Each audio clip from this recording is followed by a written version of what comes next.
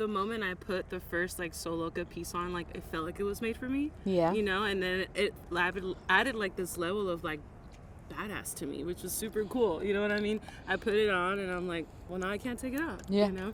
And then also too, like in one of your guys' podcast episodes, you guys say once like when you rock a Sew Loka piece, you're making a statement. So you have no choice but to walk with confidence. That's and that true. couldn't be more true, but it kind of just comes to you with like wearing it, you know what I mean? And you don't even think about it. And I think also for me is I love being one of one. I love only wearing things that are like only I have. And when I walk into your store, just knowing that nobody else is gonna have that no matter where I go.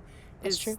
That's just like, hell yeah, you can't get this. Do you remember that the first day that we met? Yes, with Vern. Yeah. Your chip story. You had me at when you turned into a potato chip. That's a story. That's a story. But dude, that shit was like, I think like our relationship is like so unique because it's like you were like someone that would come and support, but it's like we just became friends. Like we clicked like so, you know. And it's just like having like those moments where you're like in the studio and you're like working, and then I'm like working, you know, and like just, you know, I think we really clicked it off, and then we're just kind of like, oh my god. And it's like, you know, that whole like thing of like being able to like dress people like in all sizes and like all different like parts of like California, because like you're from up north, you know, so it's really like interesting like where like pieces go, you know, and you're just kind of like, oh damn, you know. So yeah, it feels really special walking through Selena's 831 baby. And knowing that no one else in that place besides like my sister maybe is gonna have something like I have or something similar, you know, but it'll never be what I'm wearing, which is that's makes true. Me feel extra one of one. But yeah, and also just like honestly like the person behind these pieces too. I mean, your energy is channeled through these pieces, and I feel like we all get a little piece of that when we put them on, you know what I mean? Because it's in every stitch. So yeah, dude, I seriously have such a good time making like all the pieces. Like seriously, like when I'm in the studio, it is like that feeling of like, oh damn, like this is like where I have like the most fun. Like this is like my safe space. Like sewing is like super therapeutic for me, so I'm like, oh my god, this is great. Like I get to like sit here all day and just make things, you know. And like with this machine that like I'm like, wow, this is giving me like so much self-worth, you know. And the fact that like people are like wearing it and you're just kind of like, whoa, like it's like mind-blowing, and you're just kind of like it hits you in like such a way where you're just kind of like, wow, like this is like really cool, you know. Like people appreciate it, and you're just kind of like I was like describing like it earlier, I was like, damn, like it's such a good feeling to see like, you know, you being photographed in like my stuff, and just kind of like as like a friend, and also of someone that's like a supporter, you know.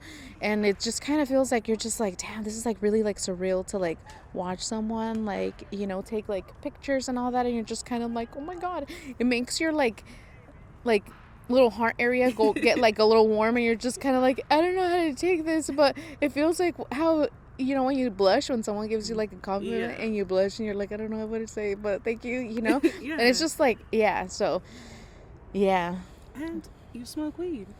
Like, you know what I mean, I like, it's just, to me, it's just, there's such stigma behind it too. Like, you can't be successful and you know, partake in this activity, but you clearly show like you are fueled by hiatus.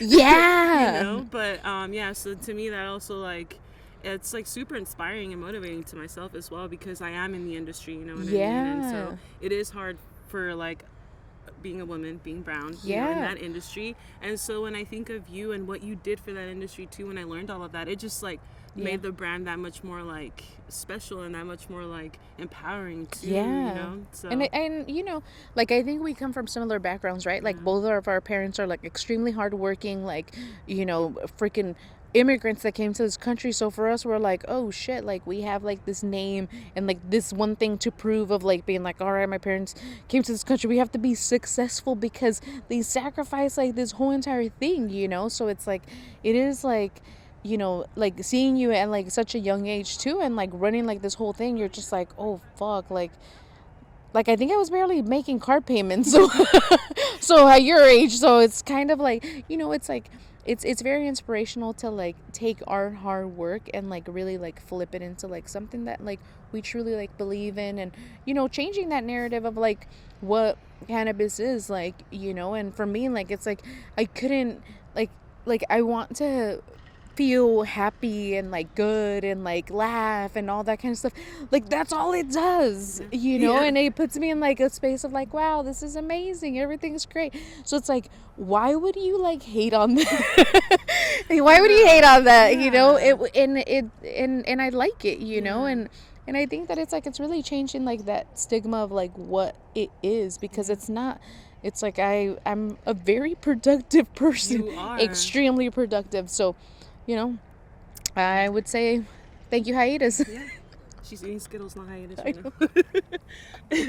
And I think like also on us, like on top of everything else too, was the phrases that you choose to put on every piece, because like morena, or brown AF, like those are things that like I feel like I grew up kind of not being able to like be proud of those things, what I mean? Literally every phrase you put on there, I feel like those are specific phrases that I'm like, I couldn't express myself that way growing up. So now to be able to rock it like big and bold on my back with the Virgencita on it, even though I'm not like extremely religious, but that's like an image that I grew up, it's a staple to me, and it's like comforting to me as well. Exactly. So yeah, those phrases just like it feels good to now being where I'm at and being able to rock that on my back with that like confidence, well, I think proud. Like we didn't have representation growing up. We didn't have representation, and I think as like brown women, like I heard the term, like all the fucking terms, right? Like, oh, you're fucking, like I used to think I'm fucking way too brown.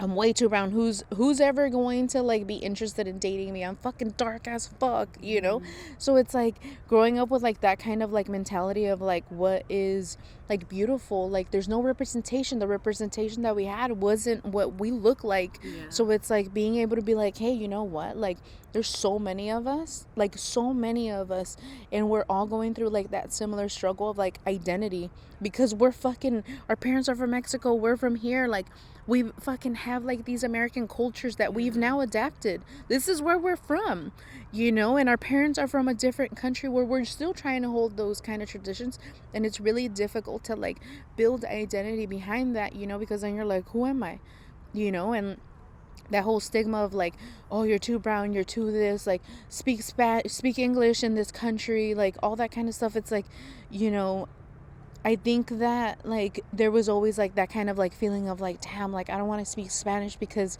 X, Y, and Z, and like really having like that representation of being like, hey, you know what, if this outfit that I'm wearing that represents like who I am as a person offends you for 5 minutes, like welcome to like my life growing up.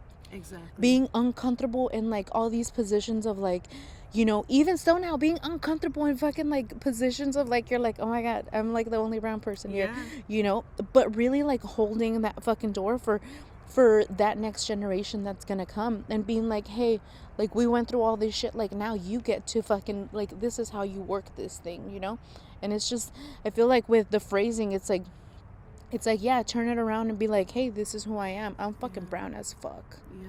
That's what I am, That's what I love about your brand. Because I'm brown as fuck. Yeah. Skills pay bills. Exactly. Skills pay bills.